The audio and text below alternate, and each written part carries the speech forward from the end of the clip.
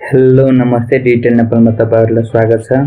आज म तपाईहरुलाई पोर्टफोलियो म्यानेजमेन्ट कसरी गर्न सक्नुहुन्छ फ्रीमा त्यसको 3 वटा तरिकाको बारेमा भन्न गइरहेको छु। यहाँबाट तपाई आफ्नो पोर्टफोलियो फ्रीमा म्यानेजमेन्ट गर्न सक्नुहुन्छ। तपाई शेयर बजार सम्बन्धी अरु भिडियोहरु हेर्न चाहनुहुन्छ भने यो च्यानललाई तपाई सब्स्क्राइब गर्नु होला। भिडियोतिर लागौं। त्यसको लागि तपाईले आफ्नो पोर्टफोलियो म्यानेजमेन्ट गर्नको लागि सबभन्दा पहिले www.nepal.info.com को वेबसाइटमा जानु होला। वेबसाइट म जाँदैछु त्यो वेबसाइटमा। वेबसाइट खुलिसकेको छ। यो वेबसाइट खुलिसकेपछि तपाईले तपाई आफ्नो एकाउन्ट बनाउनु पर्ने हुन्छ। यहाँ क्रिएट एकाउन्टमा गएर तपाई आफ्नो एकाउन्ट बनाउनु होला। क्रिएट एकाउन्टमा क्लिक गरिसकेपछि तपाईको अगाडि यो पेज खुल्नेछ। पेज खुलिसकेपछि तपाईले आफ्नो डिटेल यहाँ भरेर तपाई आफ्नो एकाउन्ट बनाउन सक्नुहुन्छ। त्यसै तपाई डाइरेक्ट फेसबुकबाट लगइन गरेर पनि आफ्नो एकाउन्ट बनाउन सक्नुहुन्छ। मेरो एकाउन्ट बनिसकेको छ। म सिधा लगइन गर्छु। लगइन गर्नको लागि तपाई माथि भएको लगइन बटनमा क्लिक गर्नु होला। यहाँ लगइनमा क्लिक गरिसकेपछि यो पेज खुल्दैछ। म यहाँबाट लगइन गर्दैछु।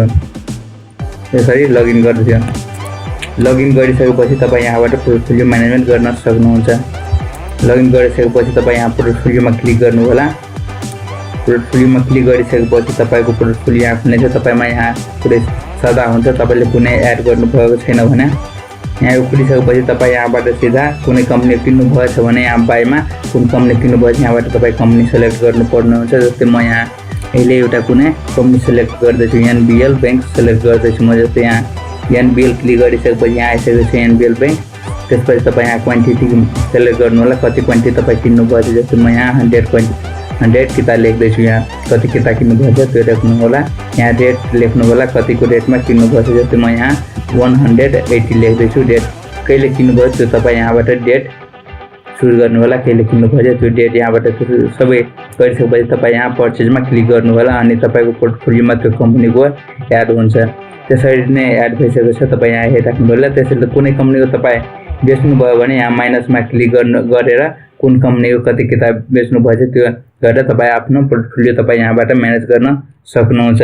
कुन कम्पनीहरुको राइट शेयर आउँदैछ त्यसको अलर्ट पनि तपाईको इमेलमा आउँछ। तपाईले अलर्ट सेट गर्नुभयो भने त्यसै तपाई आफ्नो पोर्टफोलियो म्यानेजमेन्ट गर्न सक्नुहुन्छ। www.vitopatra.com को वेबसाइटमा गएर पनि तपाई आफ्नो पोर्टफोलियो म्यानेजमेन्ट गर्न सक्नुहुन्छ।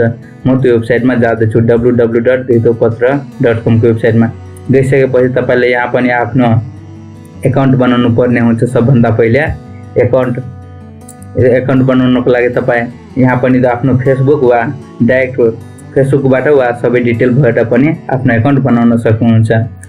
यहाँ आइसकेपछि तपाईले यो पोर्टफोलियोमा क्लिक गर्नु होला। क्लिक गरिसकेपछि यदि तपाईले एकाउन्ट बनाउनु भएको छैन यहाँ फेसबुकबाट पनि तपाई आफ्नो एकाउन्ट बनाउन सक्नुहुन्छ। म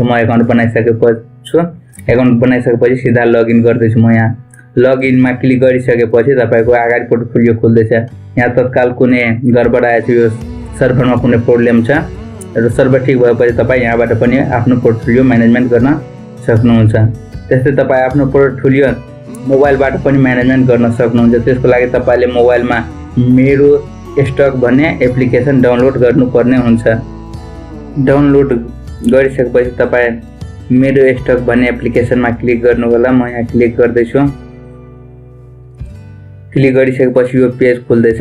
यहाँ मेरो पोर्टफोलियो लेखेको छ। मेरो पोर्टफोलियोमा गएर तपाई क्लिक गर्नु होला। मेरो पोर्टफोलियोमा क्लिक गरिसकेपछि यस्तो पेज खुल्नेछ। यहाँ डिफल्ट पासवर्ड बनेको 4 वटा 0 छ। यहाँ 4 वटा 0 तपाई टाइप गर्नु होला।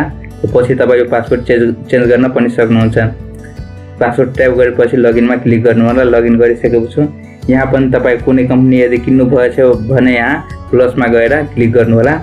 क्लिक गरिसकेपछि भने तपाई कुन कम्पनी किन्नु भएछ। जस्तै म यहाँ एनबीएल बैंक लेख्दैछु। यहाँ पनि एनबीएल बैंक लेखिसकेपछि कति किताब तपाई किन्नु भयो नम्बर अफ शेयर 100 म लेख्दैछु। त्यसपछि बाइङ प्राइस कतिमा किन्नु भयो त्यो यहाँ टाइप गर्नुपर्ने हुन्छ। तपाई कहाँबाट किन्नु भयो प्राइमरी मार्केटबाट कि सेकेन्डरीबाट। म यहाँ सेकेन्डरीमा कुनै छु। अनि त्यसपछि एडमा क्लिक गर्नु होला। एडमा क्लिक गरिसकेपछि यो एड भइसकेको छ। तपाई गएर हेर्न सक्नुहुन्छ। यहाँ हेर्नु होला तपाई एनबीएल बैंकको एड भइसकेको छ। एनबीएल बैंकको अहिलेको रेट हो यो र 180 मा मैले किनेको 100 को त यो एड भइसकेको छ। यसरी तपाई आफ्नो पोर्टफोलियो म्यानेजमेन्ट गर्न सक्नुहुन्छ। यसको यो एप्लिकेसन डाउनलोड गर्न चाहनुहुन्छ भने यसको लिंक मैले डिस्क्रिप्सनमा दिएको छु र वेबसाइटहरुमा जान चाहनुहुन्छ भने त्यसको लिंक पनि डिस्क्रिप्सनमा दिएको छु। तपाईँ शेयर बजार सम्बन्धी अरू भिडियोहरू हेर्न चाहनुहुन्छ भने तपाईँको स्क्रिनमा आयो होला, तपाईँ त्यहाँबाट हेर्न सक्नुहुन्छ र माथिको आई बटनमा क्लिक गरेर पनि तपाईँ शेयर बजार सम्बन्धी अरू भिडियोहरू हेर्न सक्नुहुन्छ। कस्तो भिडियो हेर्नुभएकोमा तपाईँलाई धेरै धेरै धन्यवाद।